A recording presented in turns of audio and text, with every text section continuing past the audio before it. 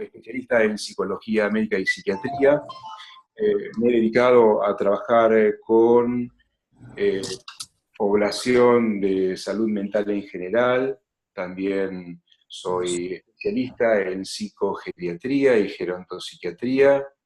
Por otro lado, también dirijo una diplomatura en dolor de tipo multidisciplinaria, también en Buenos Aires, en la Universidad Maimónides. Y en general, aparte de mi tarea clínica, realmente mi pasión poder transmitir mis experiencias, mis conocimientos, en particular en esta webinar lo que me han pedido como en otras oportunidades es trabajar con todo lo que tiene que ver con el área del estrés. Quiero ver cuántos somos hoy en la sala, a ver, estoy tratando de ver cuántas personas. Cuéntenme un poquitito cuáles son los desempeños y las tareas que ustedes se dedican. 1, 2, 3, a ver, cuéntenme un poquito.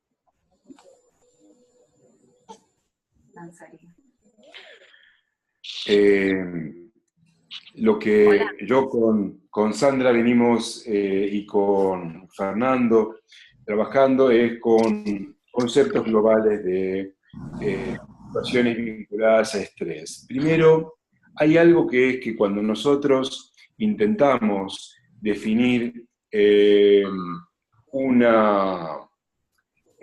lo que se llama un acrónimo, a qué llamamos estrés o a qué llamamos una patología, es cuando nosotros sabemos que, por un lado,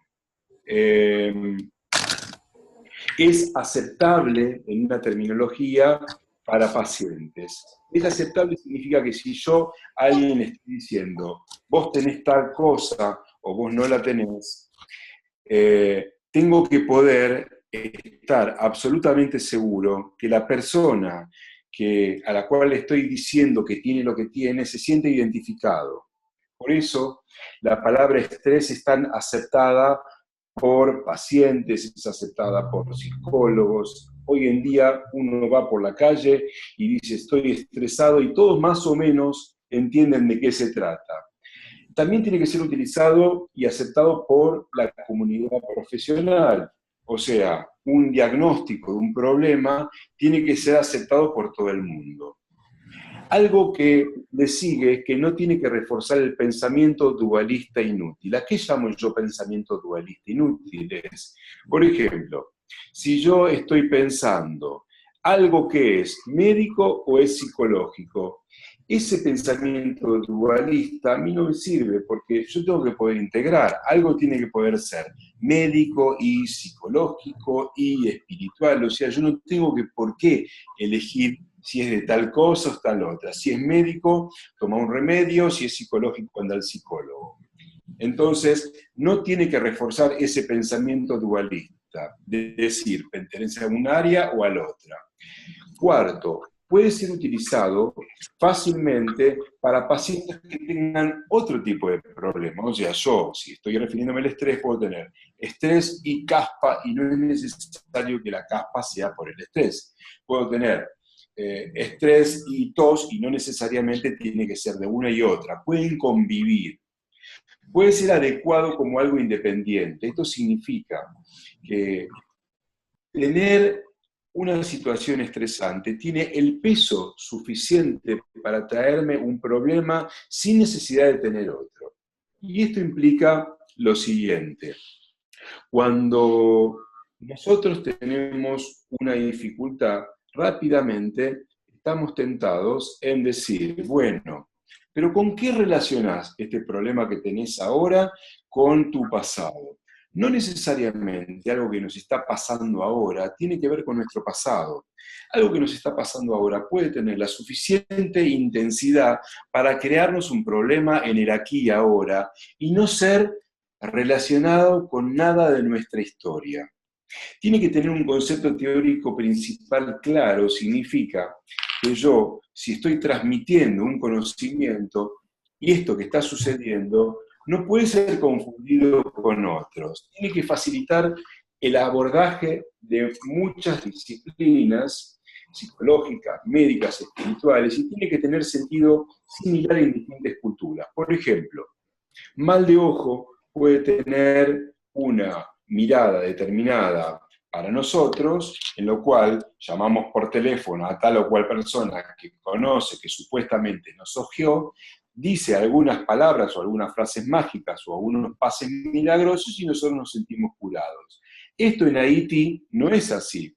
En Haití, si el curandero que te va a curar del mal de ojo no te cura, puedes llegar a caminar como zombie durante toda tu vida por las calles de Haití.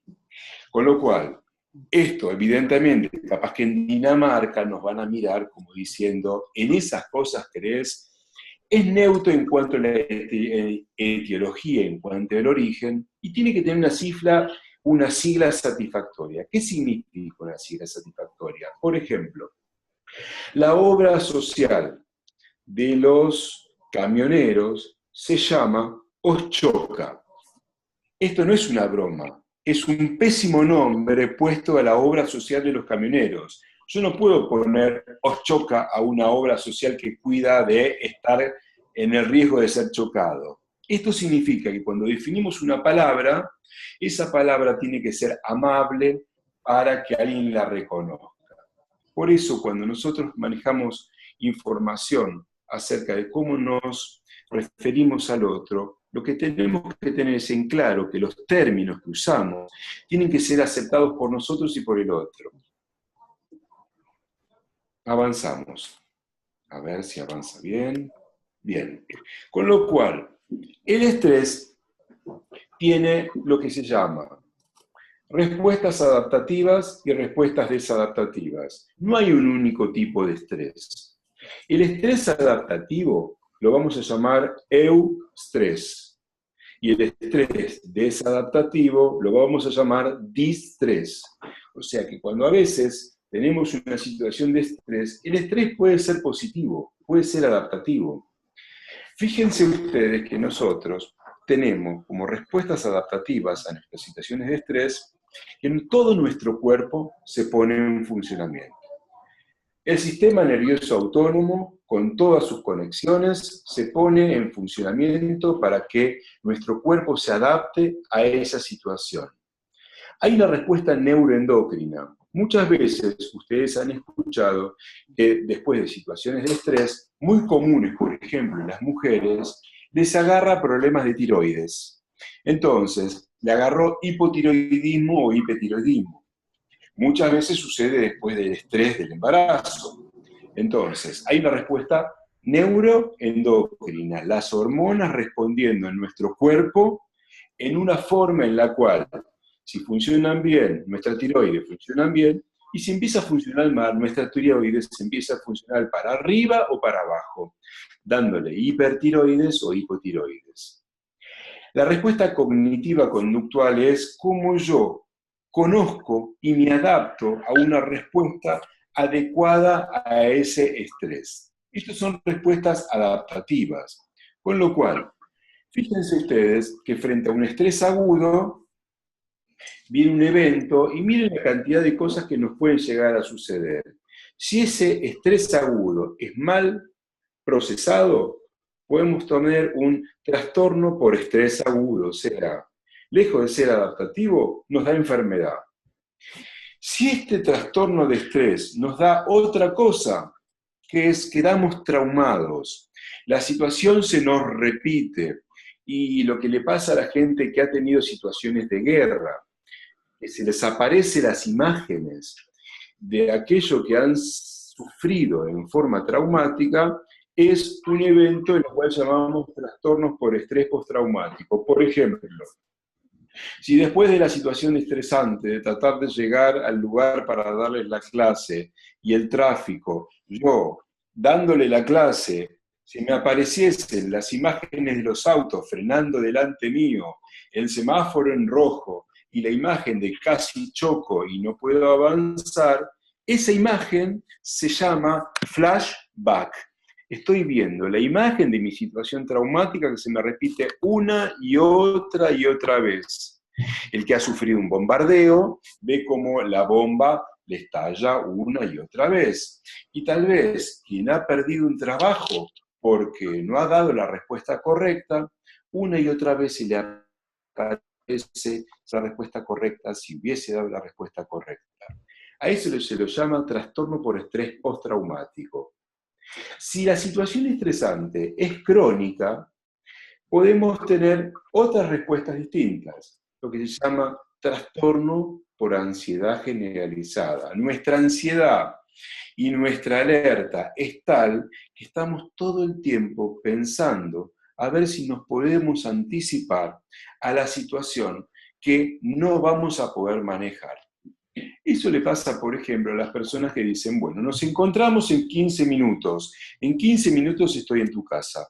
Y entonces, a los 12 minutos están mirando el reloj, a los 10 minutos están mirando el WhatsApp, a los 8 minutos están llamando a la persona a ver si llega. A los 2 minutos le dicen, te falta mucho para llegar, y dice, te dije que llegaba en 15 minutos. O sea, mi ansiedad anticipatoria está todo el tiempo intentando anticiparse a lo que va a suceder. Y finalmente, si esta situación se sigue repitiendo, nos puede llegar a dar hasta un cuadro de depresión. Y cuando hablo de depresión, no hablo de una situación cómoda, sin ningún tipo de problema, en la cual estoy bajoneado. Una depresión en la cual nuestras hormonas han bajado, nuestros neurotransmisores han bajado, porque los he sometido a una situación crónica de estrés muy difícil de salir por la misma puerta por la que entré. Por eso mucha gente toma algún medicamento porque no puede volver a entrar y a salir por la misma puerta por la que ha entrado. Habíamos dicho que las respuestas al estrés tienen que ver con dos formatos. Una es de tipo activo y otra es de tipo pasivo. La de tipo activo es como yo me defiendo frente a la amenaza, a ese control. Tengo reacciones de defensa, activo mi sistema nervioso autónomo y me esfuerzo en poder responder a ese estrés. La respuesta de tipo pasiva es cuando todo lo que sucede cuando yo pierdo el control. Yo no estoy en control de lo que sucede. Y mi sistema autónomo y mi sistema de hipotálamo y de la hipófisis, o sea, estamos hablando del control de las hormonas del cerebro, se activan solitos sin que yo pueda controlarlos. Hay algo entonces que nosotros llamamos respuesta de aprendizaje de desesperanza, es learned helplessness, o sea, cuando yo aprendí a fracasar. Y cuando yo aprendí a fracasar, todo mi organismo está organizado para que yo pueda volver a repetir una y otra vez mi fracaso. Por eso tenemos que poder detectar cuando una persona aprendió a fracasar. ¿Vieron cuando uno dice, pero qué pasa? Siempre te estás metiendo en esta situación, siempre de una situación no la podés resolver, ¿cuántas veces más te vas a equivocar? El problema es que cuando nosotros aprendimos a equivocarnos, y no aprendimos en forma consciente, aprendimos en forma inconsciente, tenemos que primero reconocer que aprendimos esa situación en forma inconsciente para desconstruirla, porque si no la desconstruimos, repetiremos una y otra vez ese proceso de desesperanza aprendida. Entonces, volvemos a lo que conocemos como que el trauma, como herida, como lesión, como huella, en nuestro organismo se articula y se estructura a nivel cognitivo, a nivel emocional y a nivel conductual. 3 niveles de herida a nivel psíquico. Y digo herida porque es la que intentaremos ver si es posible de ser curada. La intensidad del trauma entonces depende de la carga emocional en la memoria, o sea, cuánto tiempo va a ocupar nuestro trauma en nuestra memoria. Recuerdo esa famosa propaganda de la pastilla para lavar la ropa Skip, que era cuánto tiempo va a ocupar el trauma en tu memoria? O sea, ¿es poquito, es mediano o es grande? ¿Cuánta va a ser la duración para que esto suceda?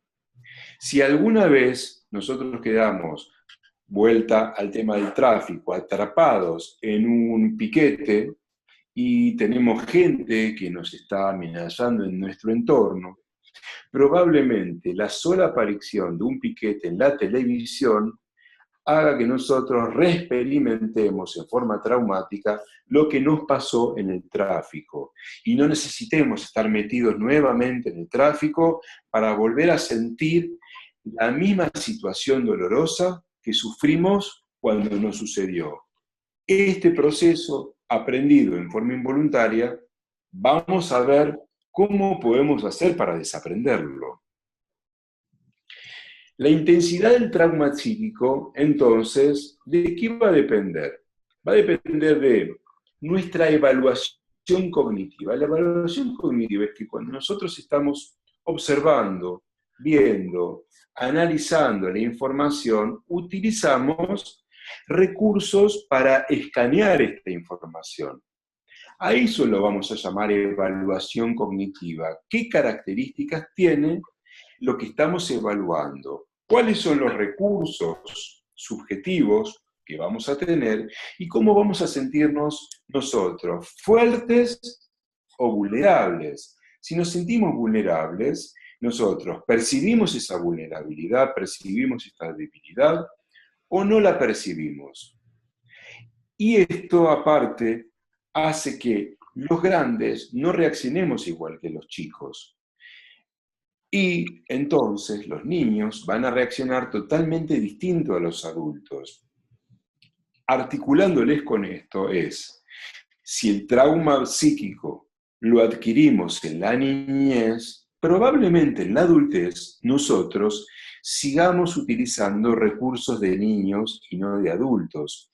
Por eso vamos a tener que saber cuándo fue estructurado un problema, porque si aprendimos mecanismos de defensa infantiles, niños, no adultos, probablemente no podamos poner herramientas de adultos para poder procesarlos hasta tanto reconozcamos dónde fue articulado ese trauma.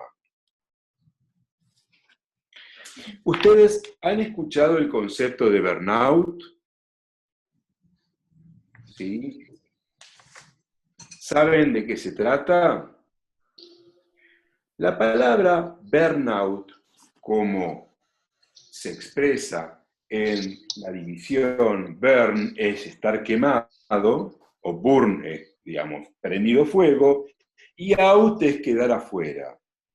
Cuando alguien tiene burnout es cuando una situación en forma repetida lo ha quemado y luego, como se dice a veces, lo ha limado, en que esa situación hace que la persona tenga un agotamiento emocional y frente a esa situación no pueda conectarse emocionalmente. Por eso, muchas veces las personas que están quemadas, que están limadas, que tienen burnout, sienten que están despersonalizadas, no se sienten que son lo que deberían ser. Frente a esta situación, entonces, sienten una falta de realización personal. Y esa situación desadaptativa, porque no logran adaptarse, porque no tienen recursos, les provoca síntomas físicos de estrés. Síntomas físicos de estrés que tienen que ver con el agotamiento emocional, que implica disminución y pérdida de recursos emocionales. Un segundito que voy a buscar la batería, que la tengo en planta baja. Después, la despersonalización, que yo comentaba antes, hace que uno tenga actitudes negativas, significa no ser sensible, insensibilidad hacia los receptores. ¿Qué implica con esto? Las personas que a veces en situaciones muy traumáticas uno los ve como que están en otra, están desconectados, están descolgados. Y esto implica que estas personas sienten que no pueden conectarse emocionalmente con lo que está sucediendo. Entonces, uno dice y piensa que están desenganchadas y no están desenganchadas, no pueden conectarse. La máxima del burnout, por ejemplo, que sucede con las personas que a veces han tenido algún tipo de trauma de guerra, es que pueden incluso hasta quemarse con un cigarrillo y no sentir dolor. La falta de realización personal con tendencias a evaluar el trabajo propio en forma negativa, convivencia con insuficiencia profesional y baja autoestima. Esto es, quien ha tenido burnout siente que lo que hace nunca está bien hecho, nunca está bien valorado, nunca está bien conceptualizado, porque ellos mismos se lo están viendo en forma negativa. A todo esto, el burnout genera síntomas físicos de estrés, eso es, cansancio y malestar general. Pueden dormir horas y horas en los cuales perciben que nunca es suficiente el dormir y el cansancio hace que pueden haber dormido durante todo el fin de semana y nunca se terminan de recuperar de lo que les ha sucedido. Por eso el cansancio y malestar general, incluso síntomas físicos como dolor de garganta, dolor de cabeza, sensación de hinchazón. O sea, cuando son síntomas físicos, no les están mintiendo. Les están diciendo que están absolutamente agotados y no tienen recursos para poder recuperarse. ¿Alguna pregunta que tengan hasta ahora? Porque yo arranqué, porque llegué tarde, le metí ahí acelerador y lamentablemente, bueno, no les pude ir preguntando acerca de si tenían alguna pregunta para poder hacerme. Cuéntenme si hay algo que quieran poder, digamos, preguntarme. Chicos, ¿avanzamos o quieren hacer alguna pregunta o alguna consulta? ¿Venimos bien hasta acá? Aunque sea con el dedo o algo. Entonces avanzamos.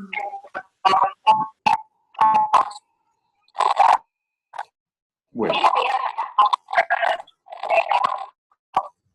A ver, no sé si alguien está bien hablando o avanzo.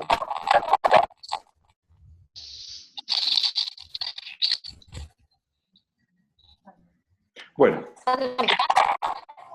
Hay alguien que tiene el micrófono abierto.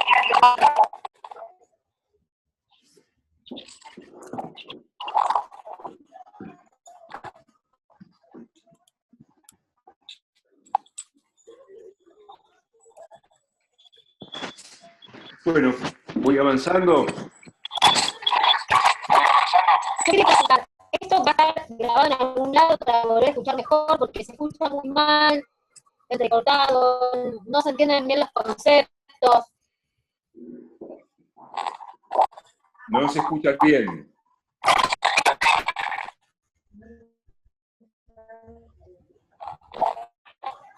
Solamente le pasa a María Soledad si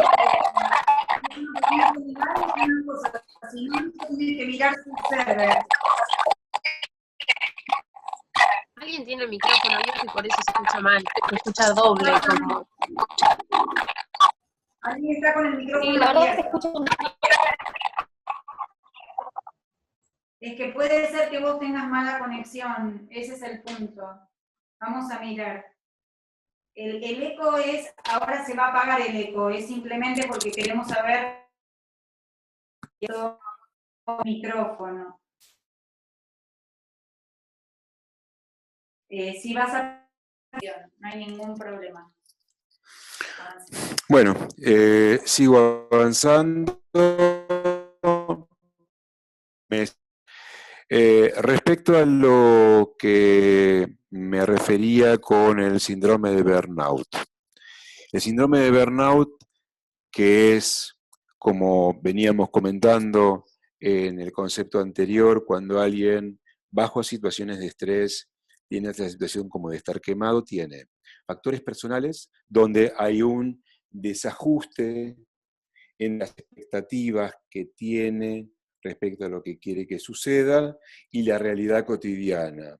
¿Y cuál es el grado de adaptación entre justamente sus expectativas y aquellas?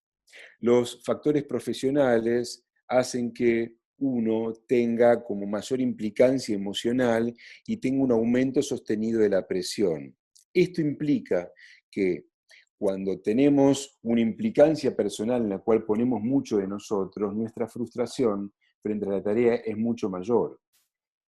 Lo que tiene que ver con los factores organizacionales tiene que ver con que la experiencia en distintas instituciones hacen que cuando las personas están con más exigencia y están mucho más quemadas, las instituciones no tienen herramientas para permitir que ese estrés baje y las personas, miembros de estas organizaciones, puedan resolver situaciones de estrés. Entonces existe falta de contención, falta de soporte, y es cuando en las instituciones se le pide a las mismas personas y a distintas personas que cumplan las mismas funciones con órdenes y consignas muy parecidas entre sí.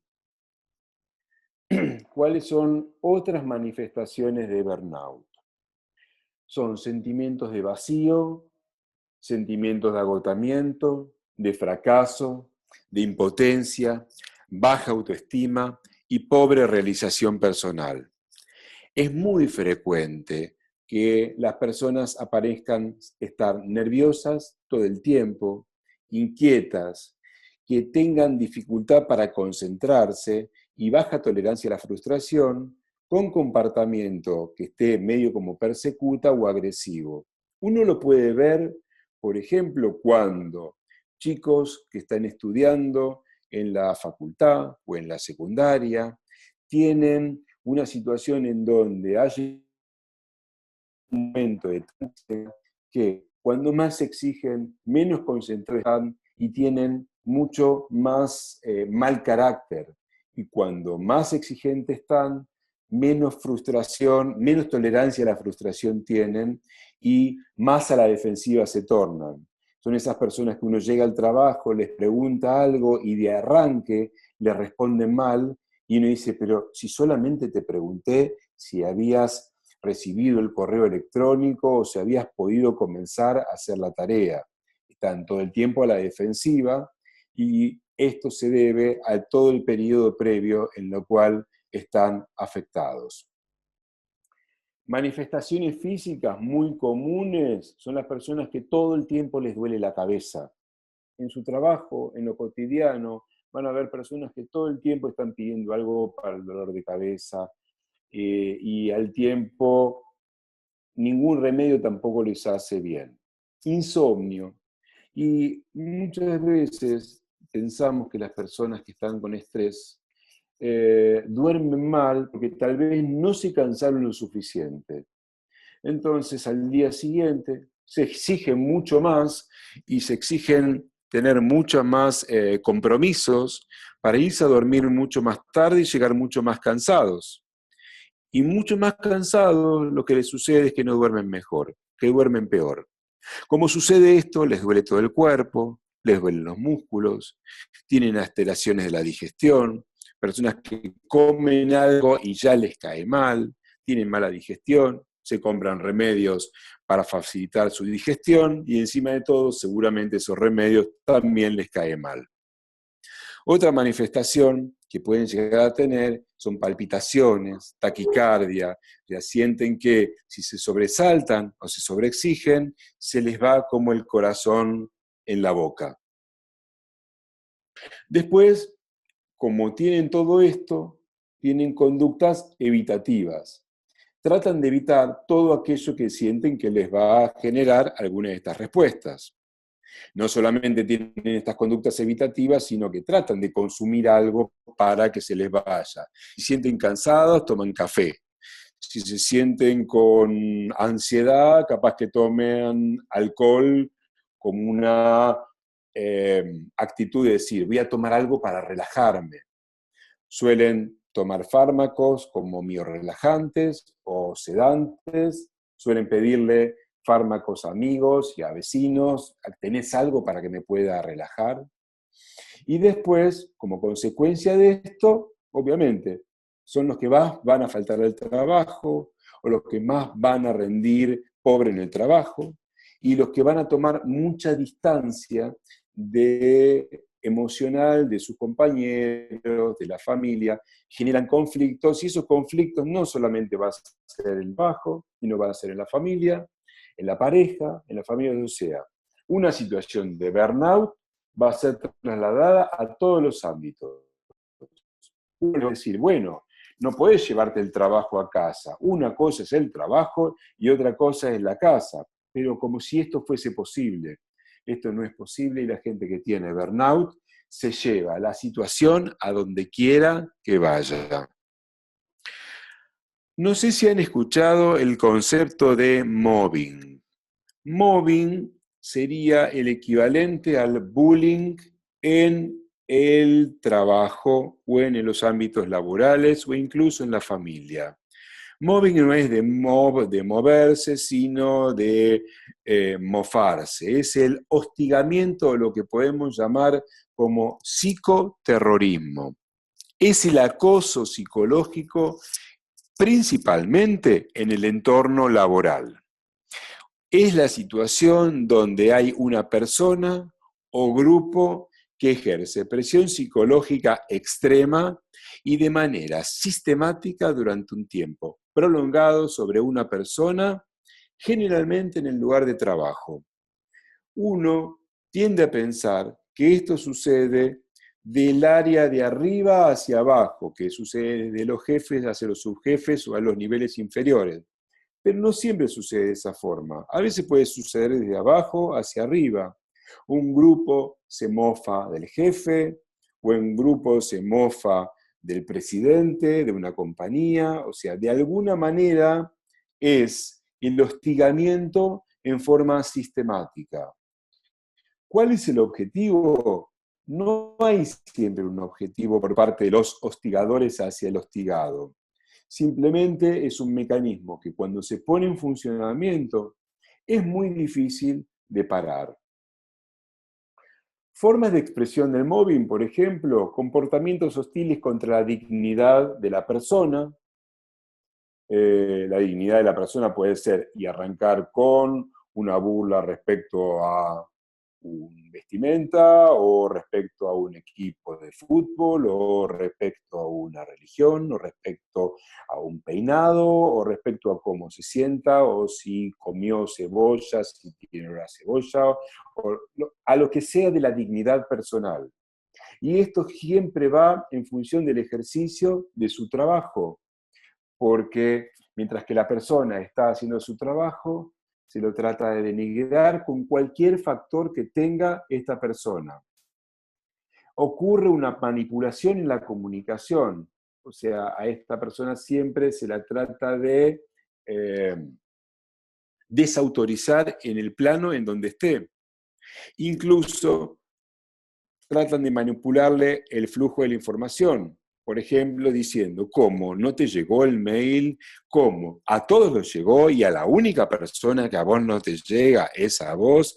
Qué raro, vos siempre tenés problemas. A vos siempre te llega tarde el correo electrónico. ¿Qué te pasa que nunca tenés la información?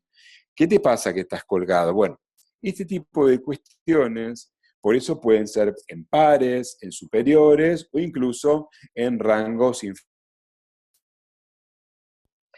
¿Cuáles son las fases? Porque tiene distintas fases este tipo de conflicto. Hay una fase inicial, donde los problemas organizacionales en el trabajo o los problemas interpersonales no resueltos se van convirtiendo paulatinamente en crónicos.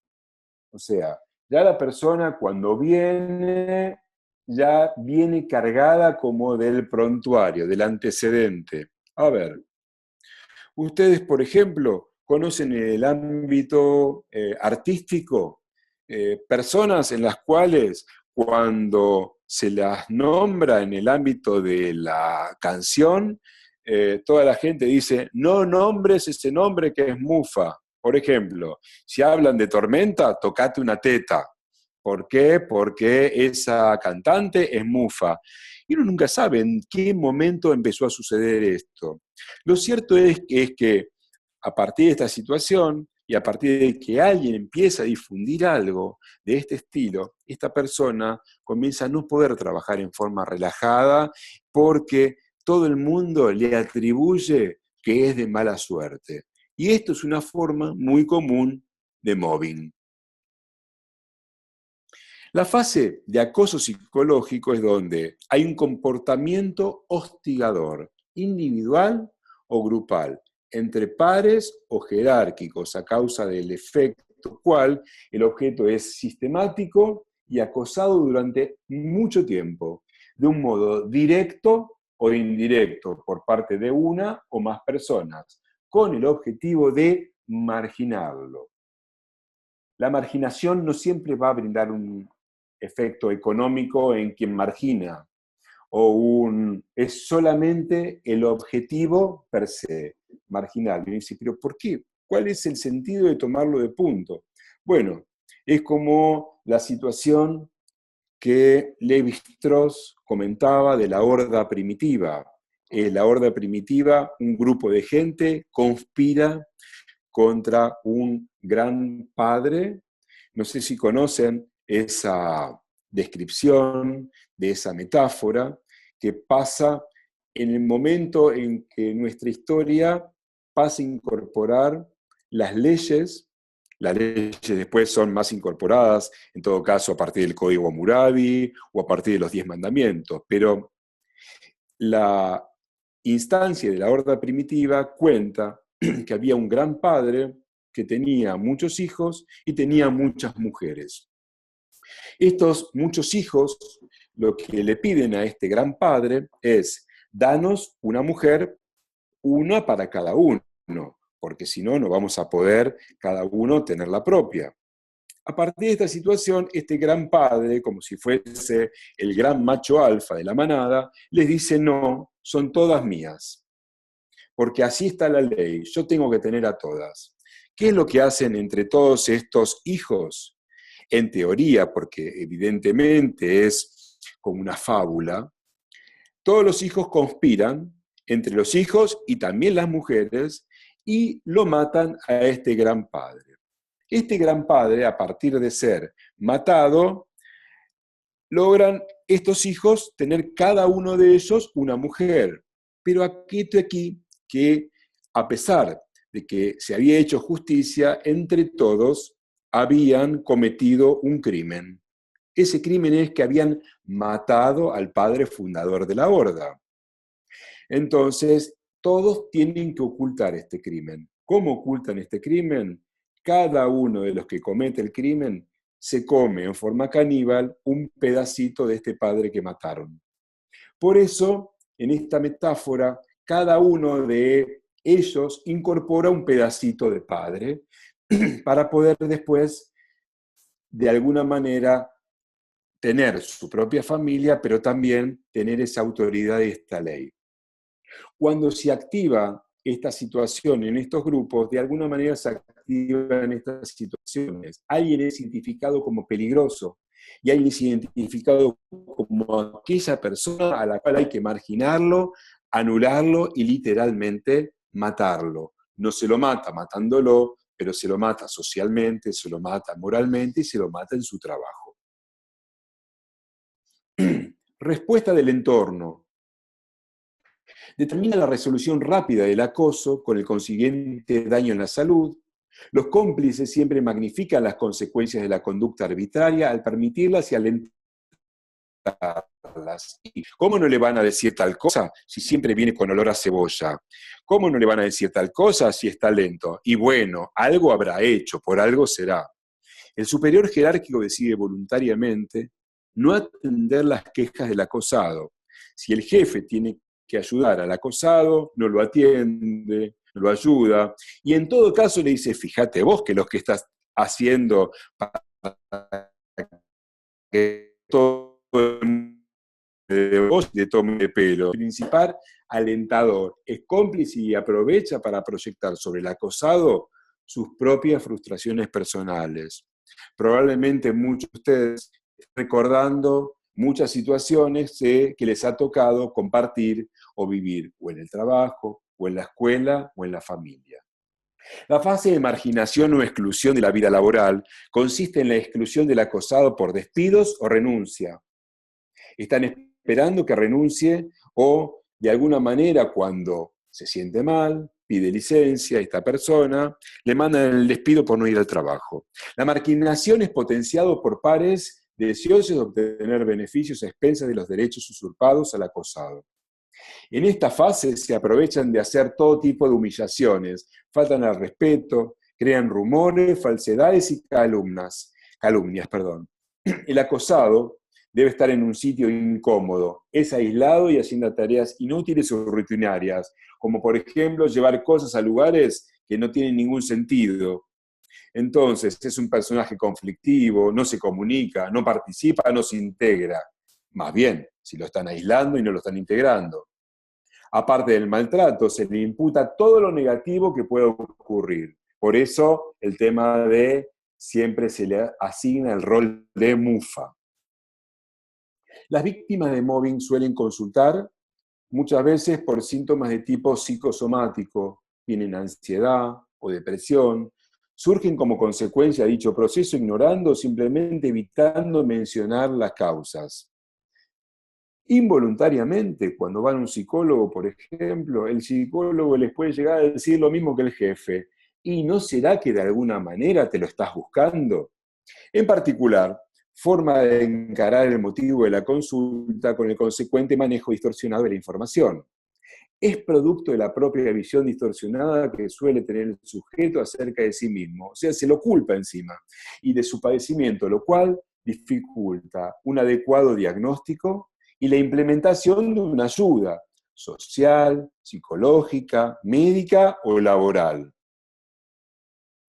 Por eso, estas personas tienen algo que podemos llamar síndrome depresivo ansioso por acoso moral. Esa situación verdaderamente a estas personas les puede provocar una depresión verdadera, real, donde todo su cuerpo y su físico y su mente colapsan. Y donde, si no tienen un tratamiento especial o una ayuda específica, no salen adelante. En un principio no suele haber un claro registro de la situación de conflicto, sino que suele mostrarse angustiado, atemorizado por la posible pérdida o preocupación por la amenaza de un despido, o frustrado por aquello que intenta e interpreta como un fracaso personal. Tiene sentimientos de culpa y autorreproche que se identifica cada una de las ansiedades y de los síntomas de bajón o depresión. Esto que llamamos SADAM en algunos momentos, los síntomas motivan la consulta, pueden ser referidos como debilidad corporal, que les impide responder adecuadamente a las demandas, o como una carga que de alguna manera explica, o en los peores de los casos, justifica las dificultades y los conflictos. O sea, y al estar cansado seguramente no rendís bien. Tenés que tomarte un buen descanso para volver y volver con más energía. Ahora, estas personas tienen que volver al mismo lugar en donde se los acosa, con el cual el círculo vicioso se perpetúa. ¿Quién más, quién menos ha vivido en carne propia o en la familia o con los chicos cuando a un chico se lo toma de punta y la maestra no sabe arbitrar a tiempo esta situación? Muchas veces verdaderamente la única situación y solución es cambiarlos de escuela, porque en ese lugar ya no es posible que esa situación se revierta. Dentro entonces de estas situaciones de estrés, son las que nosotros en nuestro trabajo cotidiano tenemos que poder percibir, porque la persona que las está viviendo no las puede revertir en forma espontánea. Salgo de lo que es la pantalla y voy a pasar a lo que son las camaritas. No estoy tan familiarizado con ello, le voy a pedir que me ayuden. Stop share. Bien. Entonces, si nosotros no podemos percibir estas situaciones de estrés que está siendo sujeto una persona en el ambiente laboral, no vamos a poder arbitrar ningún tipo de respuesta operativa para poder ayudarlo. Esto lo digo respecto al concepto de estrés porque pasa a ser algo totalmente banalizado, que en realidad la persona que está sufriendo esto, en realidad solamente necesita descanso, y el descanso es mal interpretado porque nosotros muchas veces hacemos lo que es descanso, yendo, en vez de hacer algo proactivo y teniendo conductas de cambio, le decimos a la persona que se tire, que descanse, que vaya a la cama, que se haga un masaje. Cuando la persona sale de esa situación, vuelve exactamente al mismo lugar de donde partió. Yo observaba una situación puntual de estrés, por ejemplo, sucede, lo viví ayer viendo las imágenes del piquete que hubo por la 9 de julio. No sé si ustedes lo han visto o lo han vivido.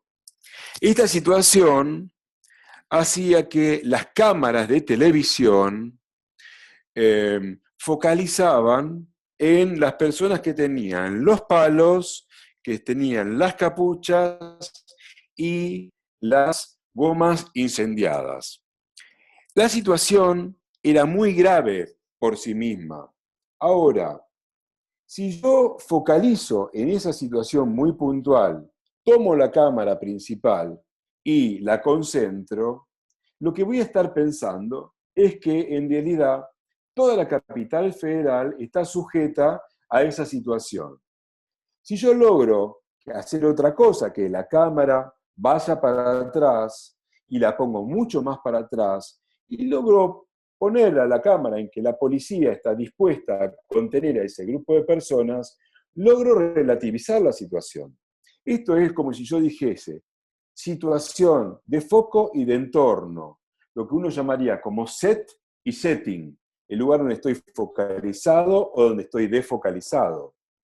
Si yo no puedo proponerme a mí mismo y a las personas que están sufriendo una situación, o a la empresa que está sintiendo esto, la situación de desfocalizarlo, sacarlo de la situación, analizarlo y que haga algo en forma activa, lo que voy a estar generando, como habíamos dicho, el circuito de estrés adaptativo, desadaptativo, agudo, trastorno por estrés postraumático, estrés crónico, me va a generar enfermedad.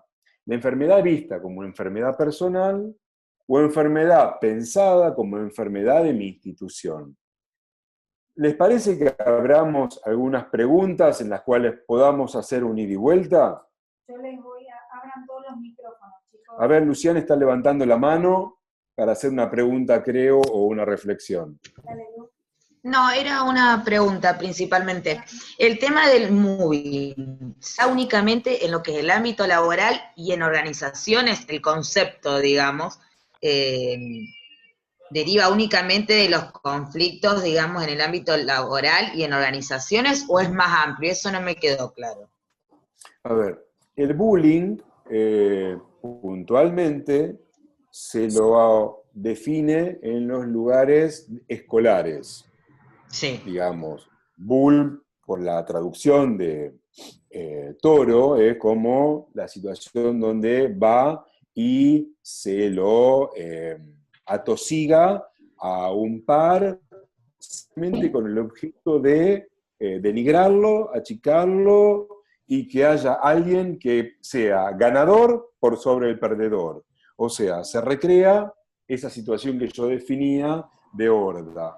Esto es, alguien que está como candidateado a, digamos, dirigir a un grupo de gente. Esto está en películas, está La Ola, digamos, hay un montón de situaciones en las cuales sucede esto.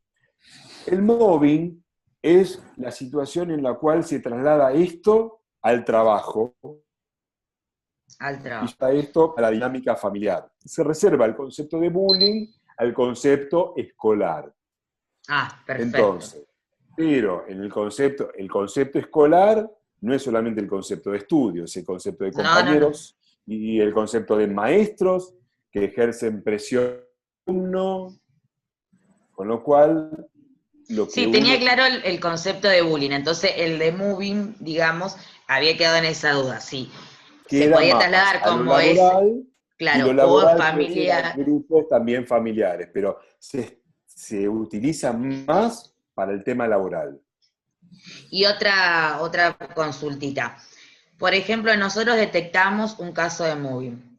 Lo hablamos con el superior, ya sea el jefe inmediato o el superior en la organización.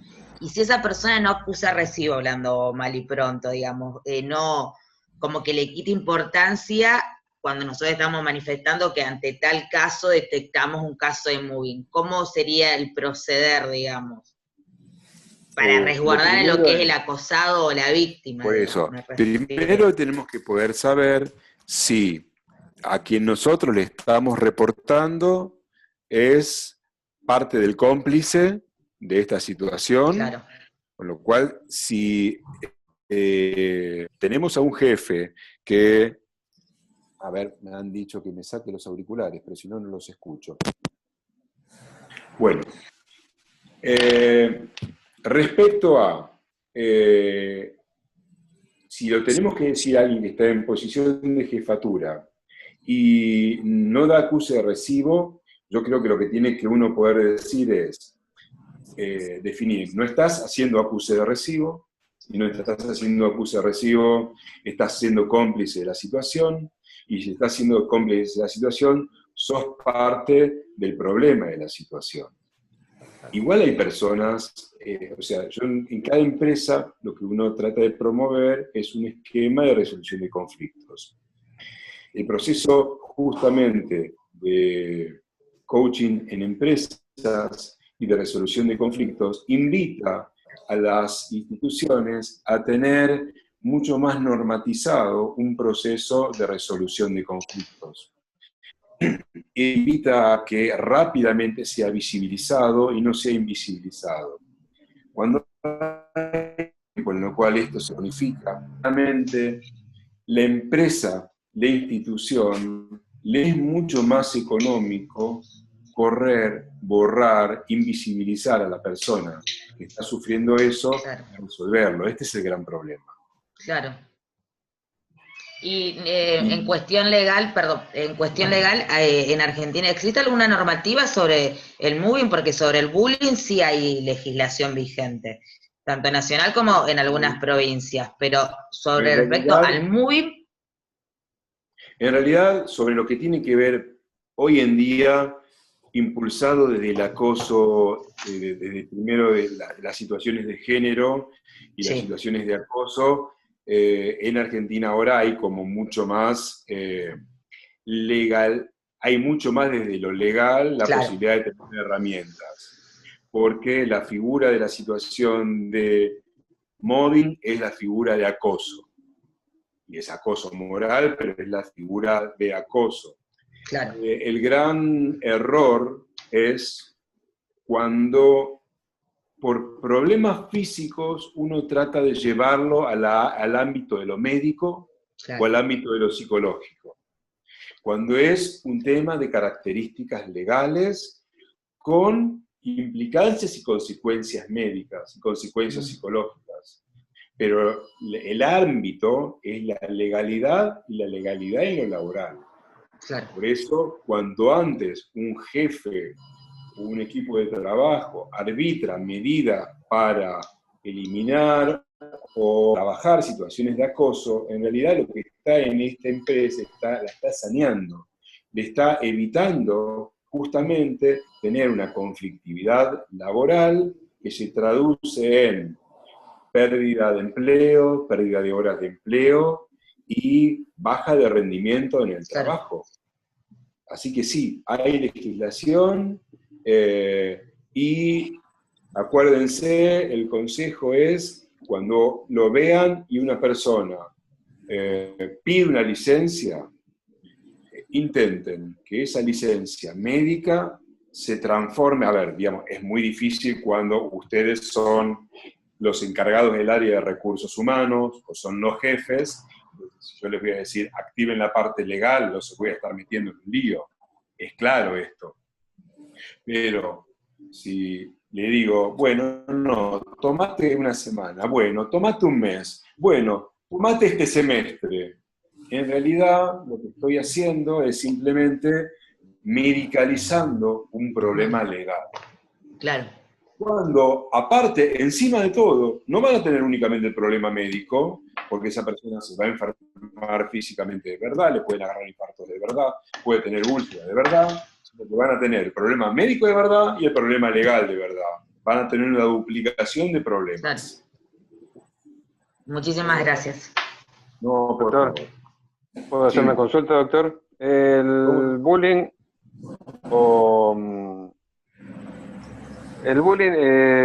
su concepción sale de la escolaridad. Se ha hecho tan generalizado de que todo el mundo le llama bullying a cualquier situación. El mobbing, ¿también es mobbing o solamente en la laboral? A ver, ¿me repetís la pregunta que no se escuchó bien la última parte? Sí, el bullying se ha familiarizado la palabra en la sociedad que le llama bullying a cualquier situación cuando su definición es en la parte escolar. Exacto. Bien, con respecto a la definición de mobbing, es en la parte laboral, como usted dijo, no en la casa. En la parte deportiva, en los lugares deportivos, en los encuentros deportivos, en los entrenamientos, ¿qué es? ¿Mobbing o qué? ¿Cómo se le llamaría? A ver, por ejemplo, si yo tengo un deportista que tiene que tener un resultado frente a la cual se define un funcionamiento exitoso o no exitoso, y es a un resultado, da una característica de trabajo. Esto es si fuese en el ámbito deportivo competitivo, no en el ámbito deportivo recreativo. A ver, por ejemplo, si yo tengo un partido de fútbol en la escuela de los chicos y sucede en el ámbito escolar, voy a estar hablando de bullying. Si estoy haciendo eso y empieza a suceder en una situación que parece que es recreativa, pero estoy en el torneo intercountries, en la cual hay una situación de competencia de dos equipos, en la cual hay un resultado, de una u otra manera es una situación laboral, porque hay una persona que está contratada trabajando para conseguir un objetivo. Y el objetivo no es educativo, el objetivo es de un resultado. Bien, concreto más la pregunta. Lógicamente hablo de deportes competitivos. No todos los deportes competitivos son remunerados, como fútbol, básquet, vóley, tenis. Hay muchos otros deportes que son muy competitivos y representan también el país, o sea que tenemos equipos nacionales muy diversos de muchos deportes. En ese ambiente también sería tomado laboral, aunque no sean profesionalizados. Y porque sí, porque digamos, en general, en esos lugares amateurs hay un entrenador profesional que recibe generalmente una paga. Y en la escuela también, digamos. A mí me parece que la diferencia, para mí la marca en la cual yo tengo un objetivo educativo y en el entorno de ese objetivo educativo hay una situación de hostigamiento, digamos, lo considero como bullying. Si hay una situación de hostigamiento en la cual hay un trabajo por un resultado a obtener y hay un hostigamiento, la considero mobbing. De todas maneras. Perfecto.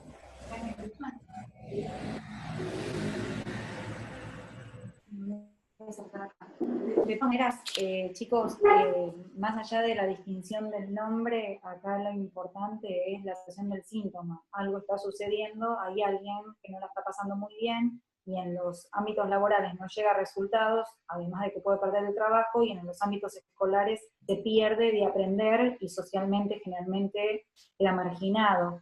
Entonces, me parece que además de distinguir el concepto, es importante desde dónde estamos observando y si podemos o no intervenir como para solucionar el problema o dejarlo pasar, o ser parte de lo mismo y continuar con esto. Lo que a mí me parece que hay que tener en cuenta es que cuando estas cosas suceden y es parte cultural, le pasa a uno, esa persona desaparece por X motivo, porque se va, porque se enfermó, porque la rajan, pero después hay otro que ocupa ese lugar, y se vuelve una cuestión de círculo vicioso, en ambos dominios, en los escolares y en los laborales. Por eso es tan importante tomar en cuenta esto, porque si no pasa a ser algo como, bueno, es así, ¿viste? Acá siempre sucede.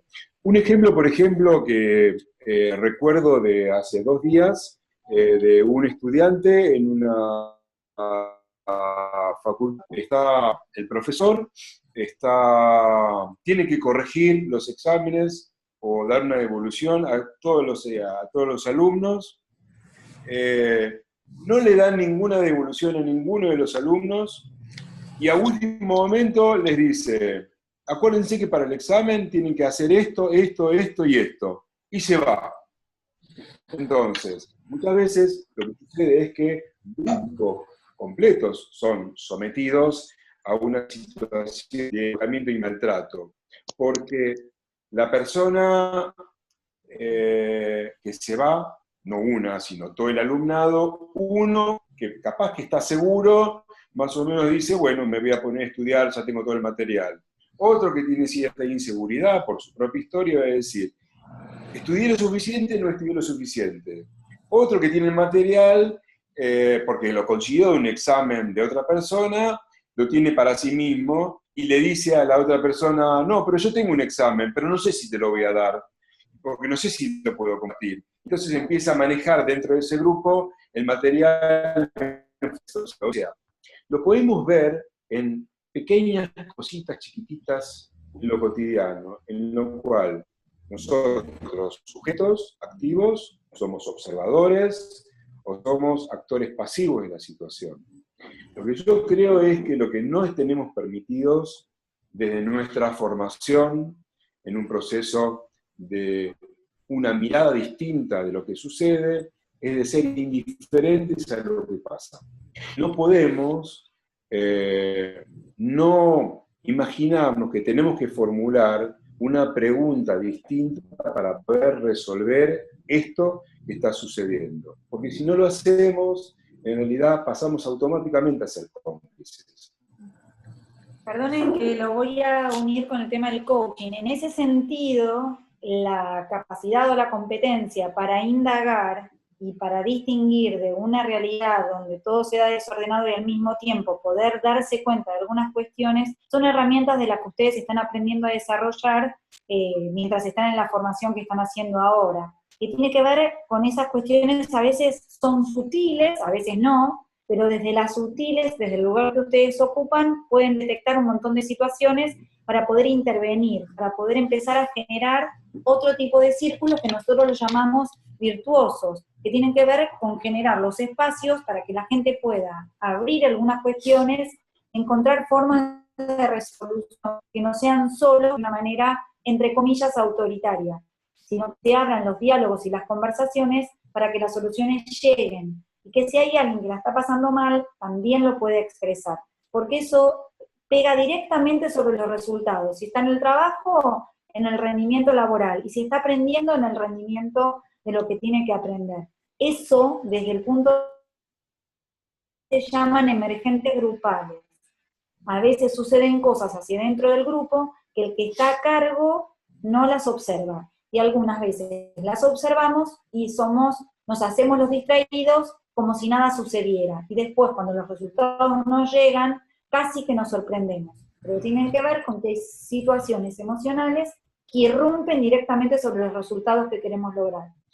Algo que quería complementar es, cuando nosotros escuchamos, ¿cómo escuchamos lo que escuchamos?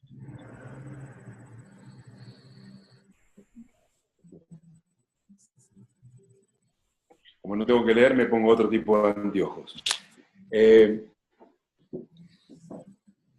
En muchas oportunidades nosotros tenemos un concepto mal entendido que cuando alguien necesita hablar, nosotros tenemos que escucharlo y que la persona hable y hable y hable y diga todo lo que le pasa y vuelva a decirlo y vuelva a utilizar una catarata de palabras. Es necesario que nosotros podamos formular la pregunta adecuada de qué quiere trabajar la persona cuando empieza a hablar. Porque lo que puede suceder es que alguien cuando empieza a relatarnos lo que está sucediendo, hace lo que se llama una asociación metonímica de ideas. ¿Qué llamo con asociación metonímica de ideas? Aparte de que suene una palabra difícil. Les voy a hacer un ejemplo.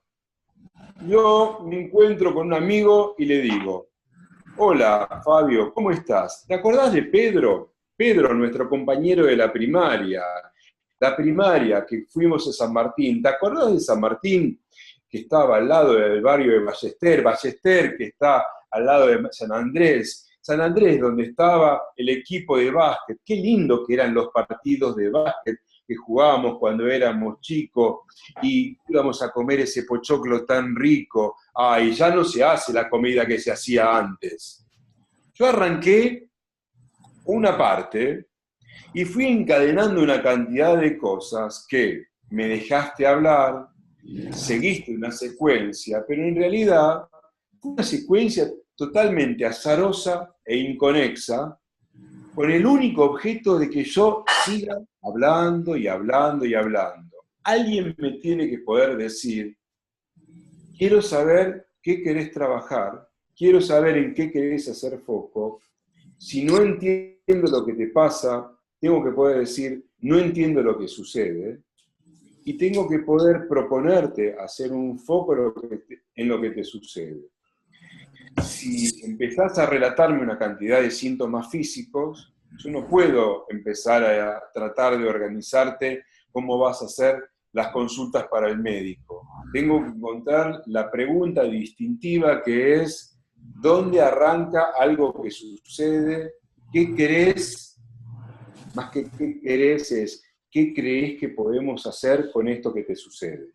Porque si no existe esa pregunta adecuada, que evite la catarata de situaciones, lo único que voy a permitir es que la persona se regodee en su problema, nade en su situación problemática y no pueda preguntarse qué puedo hacer con esto que sucede, no si yo soy culpable o inocente, sino qué hago con esto que estoy mirando y viendo. Como para hilarlo, chicos, con el coaching, y después, si alguien más tiene alguna pregunta, si no vamos a ir cerrando más que nada por la hora. Está relatando un poco cuando empezamos a trabajar sobre cómo generamos el acuerdo, en qué querés trabajar hoy, y la diferencia que hay en cuando las personas hacemos catarsis. A veces estamos mal, estamos angustiados, necesitamos hablar, descargar, pero si nosotros no trabajamos sobre eso, termina la sesión, nos vamos, parece, contentos y relajados, y a los 5 minutos volvemos a repetir exactamente lo mismo.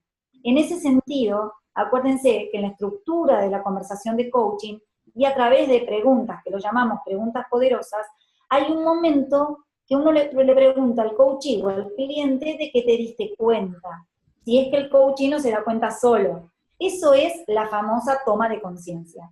De esto está trabajando Sergio en este momento, en cómo nosotros podemos focalizar y no comprar toda la historia y trabajar sobre eso para empezar a mirar cosas distintas y poder hacer, por supuesto, después cosas diferentes. Y recuerden que si hacemos cosas diferentes, también vamos a sentir distinto y también vamos a tener resultados distintos. Entonces se generan otros círculos, diferentes de los que veníamos antes padeciendo. Dentro de esta situación, para mí es muy importante que siempre que alguien les esté contando algo, ahí te digo, Leandra, es solamente una cosita muy pequeña. Cuando alguien les cuenta algo, nunca pongan en duda lo que les está contando. Lo que alguien les dice es verdad. Y empiezan a construir sobre la verdad que se está diciendo. no pongan en duda lo que se les está diciendo, porque muchas veces las personas sienten que en realidad, cuando empiezan a ser escuchadas, el que empieza a escuchar solamente está viendo dónde va a meter su bocadillo y no dónde va a escuchar sinceramente lo que le está sucediendo al otro. Leandra, vos querías hacer un comentario. Leandra, comentario, una duda. La asociación, para que lo anote, metonímica, espera, ya te digo, sí, metonímica, ¿es la catarsis o sirve para el tema de despejar el tema de coaching? Eso es lo que no me quedó claro. Bien, la asociación metonímica nunca genera catarsis, es eterna. Es como cuando ustedes, no sé, hablan con alguna tía o alguna abuela o alguna amiga y arranca y no para, sigue, y ustedes dicen, pero no para nunca, digamos, pero al final, ¿para qué me llamó? Bueno, yo quería hablar. Ahora, ¿te descargaste? No. ¿Hablaste? Sí. Pero en algún momento, ¿te escuchaste a vos mismo lo que dijiste? No, porque cada palabra tenía el objetivo de seguir a la próxima, a la próxima, a la próxima. Y entonces uno tiene que poder a esa persona decir, yo observo que a lo largo de una idea, la llevaste a otra, la llevaste a otra, la llevaste a otra, y no fue una... ¿Saben que el psicoanálisis es libre? La asociación libre, que es juntar una cosa con la otra, tiene un sentido, que es llegar a una idea donde uno toma conciencia y hace insight. Y en un momento dice, me di cuenta de esto. Eso lo hace el cliente, lo hace el paciente. Porque si viene de nosotros, coaches, entonces nosotros le decimos, ¿te diste cuenta de esto? El te diste cuenta de esto es una producción de nosotros, no es una producción de nuestro cliente. Entonces, nos muestra como sabios maravillosos y qué respuesta le dimos. La persona dice, quedé maravillado, mirá lo que me dijo. Mirá lo que me dijo, no es, yo no produje nada. Esto es lo que tenemos que evitar, dar frases rimbombantes y que nuestro cliente pueda producir y pueda decirnos,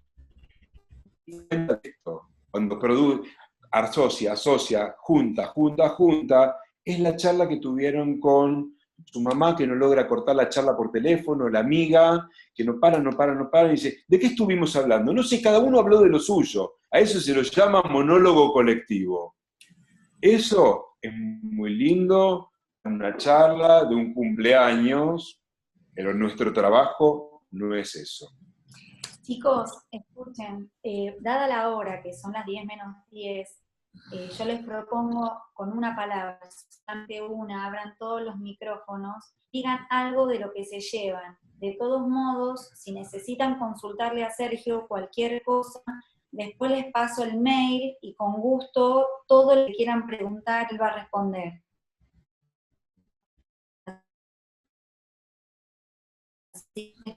Mucho ruido en la casa donde están, y con una solita palabra, para empezar a cerrar y para cumplir un poquito con el horario de cierre, cuenten cómo se van. Mis disculpas, obviamente, con el ponderable que fue luchar con el tráfico argentino.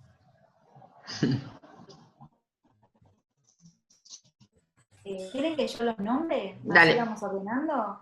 Leandra, ¿no querés empezar vos, que te tengo arriba todo yo? Gracias, Sergio. Simplemente eso, anoté un montón de ideas nuevas y bueno, vamos a ver mañana cómo lo asociamos con el concepto de coaching. Así que muchas gracias. Normita, estás congelada. Normi, no sé. Bueno, sigo para el otro lado. Sigo con Vanessa. ¿Están todos congelados? Yo, acá. ¿Me escuchan? ¿Sí? Nada, me llegan muchas cosas buenas, muchas cosas que me hacen sentir muy identificada. Y nada, me parece muy bueno llevarlo y ver las cosas que hemos aprendido hoy. Y bueno, mañana con coaching seguir avanzando. Pero nada, muy bueno, así que te agradezco mucho, bueno, a los dos. Gracias a vos. Le voy a dar la palabra a Paola y voy a anotar acá en el chat, chicos, el mail de Sergio por si tienen alguna consulta o se quedaron con algún inquietud, no hay ningún problema. ¿Sí? Bueno, ¿quién? Pao, vos. Muy, muy interesante, me llevo muchas cosas para poder implementar en el trabajo, sí. Con todo lo que hacemos en de recursos humanos, así que muy, muy interesante. Muchísimas gracias. Vamos a darle la palabra a Normita, ahora sí está, sí. Sí, ahora Ahí va. estoy, sí. Normi, vos. Muy interesante, bueno, por ser esto un conocimiento que se puede asociar perfectamente a la problemática de recursos humanos dentro de la organización, todo el moving, y bueno, no, me llevo mucho. Me gustaría volver a escuchar si es que se grabó y recibirlo. Espero que Muchas sí, gracias. chicos, con todos los problemas. Yo lo grabé, ahora vamos a ver qué pasa Digamos, cuando nos vayamos. si por algún motivo no se grabó, Anotalo de nuevo. prometo a grabarlas y a reenviárselas a ustedes. Gracias. Silvia, anotá de nuevo el mail que no se borró. Ahí lo pongo. Ahí lo compartí. Ahí lo compartieron. Bueno. Carlitos, ¿estás por ahí? Está congelado. Le damos la palabra entonces a Luciana. La palabra conciencia me parece que yo rescato de todo eso, ser conscientes en uno mismo y en nuestro entorno, en este caso en lo laboral, de los síntomas que podemos ir viendo o actitudes que podemos ir detectando para ser conscientes, digamos, de que no es que está, como mencionaba, que no es que está cansado porque tiene fiaca, o no es que está malhumorado porque se levantó con el pie izquierdo, sino que ser conscientes nosotros de nuestro entorno para poder detectar estas cuestiones, me parece. Muchas gracias. No, gracias a ustedes.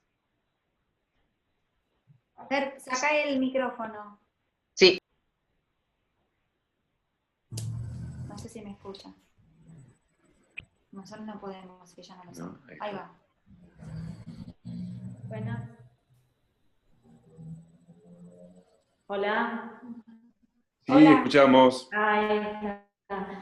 Bien, te voy a hacer después una pregunta mañana por el correo, la voy a organizar mejor, porque me quedé con algo que me falta, lo de focalizar y desfocalizar. Así que bueno, después te lo voy a preguntar bien. Tuve un pequeño problemita también de conexión, donde yo me desconecté y volví a conectar, así que una parte me perdí, lo voy a pedir también, pero me gustaría eso. Después, como... Ningún problema, Fer. Bárbaro, gracias, muchísimas gracias. Muy bien. Carlitos, ¿estás? Sí. Saca el micrófono.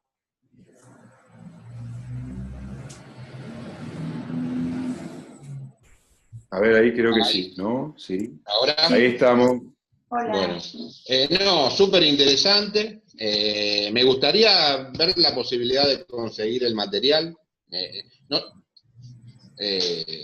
me parece que es súper claro. Y bueno, muy piola, la verdad, hay cosas que las pasé.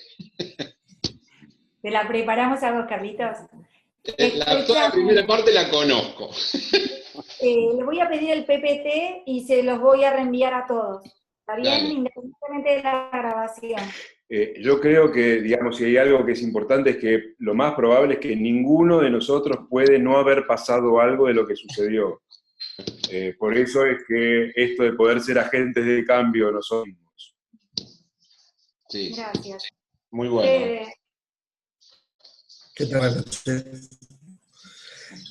No, interesante, digamos, me llama mucho la atención y me incumbe mucho el tema del maltrato y los demás comportamientos no sé si se escucha bien, Sí, sí. el comportamiento digamos, de los empleados. Yo generalmente trato de generar, digamos, un ambiente bueno de trabajo, pero a su vez no me involucro tanto en las relaciones interpersonales, para cuidar y ser un poco más objetivo.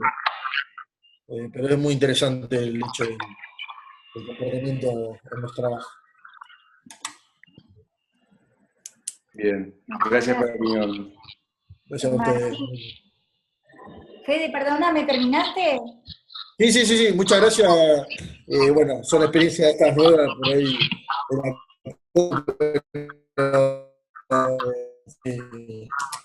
Son muy... Martín. Sí, ¿qué tal? Buenas noches. Perdón por llegar tarde, se me juntan los cursos. Lo que escuché, que creo que fue bastante, porque creo que comenzaron un poquito más tarde, muy productivo todo, a nivel conceptual, a nivel empírico, digamos, para poder llevarlo a la práctica, en mi caso como docente y como futuro coach, Dios mediante. Me gustó mucho, creo que una de las compañeras planteó algo parecido, esta idea de desnaturalizar ciertas cosas que uno dice, bueno, y ya soy así, o como le duele, no sé, como está cansado quiere decir que tal cosa, y en realidad puede estar pasando otra cosa de lo no dicho, o de esta cuestión que hablaban de la complicidad, y que es todo mucho más complicado y menos lineal de lo que parece. Me gusta eso, ¿no? Como de construir un poquito ciertos conflictos que se ven como algo generalmente naturalizado y que vemos que no es así.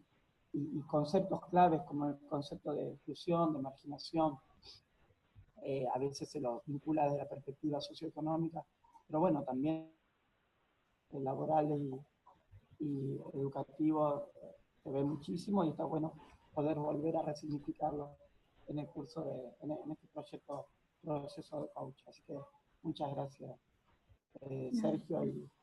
Gracias. Un gusto. Vero. Bueno, muchas gracias, muy interesante, y bueno, sigo sumando y reafirmando conceptos, así que la verdad que les agradezco porque estuvo muy interesante. Muchas gracias. Juli.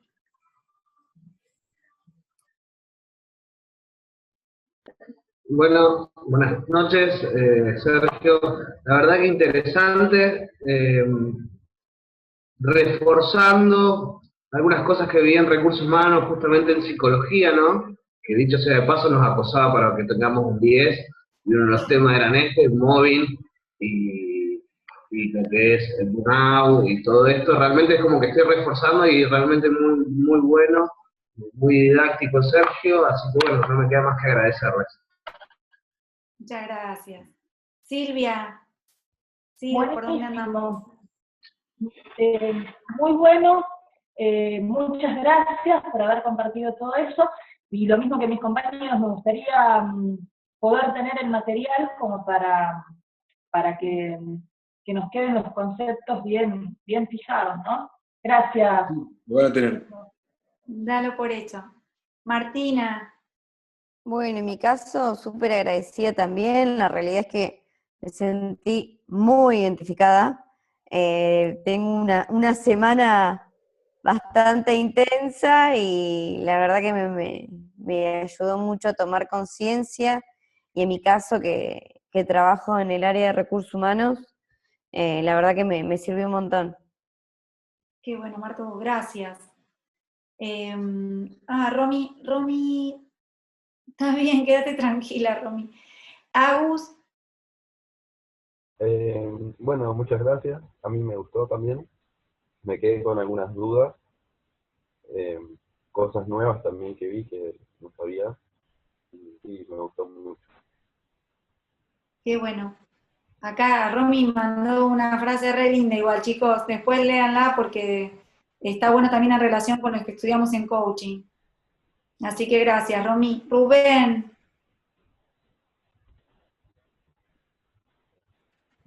¿Rubén? Rubén No sé, quedó como duro, Rubén. tiene una sonrisa congelada. Y Alberto, no sé si estás por ahí. Está Rubén. Ahí estamos. Dale. No, realmente me gustó muchísimo. El doctor muy valiente porque hay temas que hay otros profesionales que no lo abordan de esta manera tan abierta y muy buena. Quedan preguntas, las voy a hacer por mail. La más directa es a ese posible trabajador, en mi caso deportista de alto nivel, ¿cómo haces? ¿Lo separás en el interín hasta que haga un coaching? Porque el fotógrafo, partícipe de una imagen puntual del conflicto, del corte, que no se va para atrás para mostrar todo, también pasa en todos lados, como decía. Entonces está muy bueno lo de los cómplices, que a veces son instituciones enteras. Muy bueno, es realmente extraordinario, Sandra. No, Extraordinario, muy bueno. Sí, muchas gracias. queda mucho Gracias. material para trabajar, muy bueno. Dale, gracias, Rubén. Y está Alberto, pero de verdad que no sé si está o no está, así que le damos 3 segundos. Ahí está. Sí, acá estoy. Estaba muy atento escuchando. Estaba en la compu mientras los escuchaba. Está bien. No, me pareció súper interesante, me gustó mucho, la verdad que me gusta también cómo habla Sergio, cómo se expresa, muy sencillo, y nos dio bastante conocimiento, me da ganas de profundizar, y obviamente que quiero el material también. Además, bueno, hice anclaje con un montón de experiencias propias y de terceros, o de ambientes laborales en los que estuve, y nada, muy bueno, me voy muy contento. Bueno, qué bueno. Pau, ¿vos hablaste o no? Sí, yo hablé, fui segundo, la tercera. Estamos todos. Chicos, de mi parte quiero agradecerles, quiero de verdad disculparme por el atraso, pero me pone muy, pero muy contenta que les haya servido y que hayan disfrutado. La verdad que para mí es un placer tenerlo a Sergio porque tiene mucho recorrido y mucha formación, así que bueno, me hace muy feliz que lo hayan disfrutado. Y no sé si querés decir algo vos. No, me ocurría, digamos, el escuchar algo como muy extremo, que también lo he usado, es, por ejemplo, cuando por algún motivo alguien tiene una depre muy profunda o una situación muy compleja y nos enteramos que, no sé, se quiso lastimar, o se quiso quitar la vida, o que quiso tomar pastillas, o que alguna modalidad. Automáticamente yo veo, para mis colegas, ¿no? Incluso de la parte de psicología o psiquiatría, o médicos, dice, no se quiso matar. Lo que quiso fue llamar la atención. Otro dice, no, porque el que se mata, si quiere, se mata seguro, si no, es que seguramente no quería matarse. Entonces, uno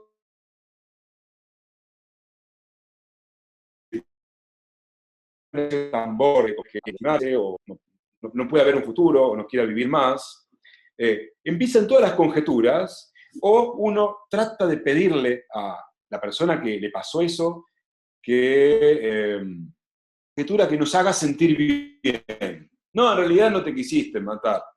En realidad lo que querías era un grito desesperado de ayuda.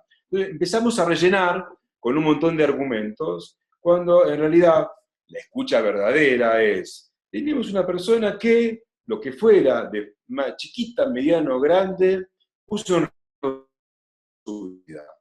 No tenemos que argumentar, tenemos que ayudarlo, tenemos que ver de qué manera le damos una mano, tenemos que ver si tiene que ir a un médico, a un psicólogo, a un sociólogo, a un filósofo, yo qué sé, quien fuera, que Federico le comparte esa copa de vino que está tomando, que me la quiero tomar todo el tiempo yo, y ahí la veo. Pero en realidad, si aportamos nosotros nuestro argumento, no vamos a estar escuchando qué pasa. Por eso lo puse en una situación muy extrema, en la cual siempre veo que la sociedad pone y quiere argumentar algo. Con lo cual, es uno de los mejores ejemplos para saber. Oreja parada, alerta, dispuestos a escuchar y a poder decirle a alguien, cuando alguien no entiende algo, no entiendo y me gustaría poder hacerlo. Así que gracias por el tiempo de poder escucharme. Chao a Gracias a todos. usted, doctor, extraordinario. Y descansen. Nos vemos con algunos mañana. Abrazo.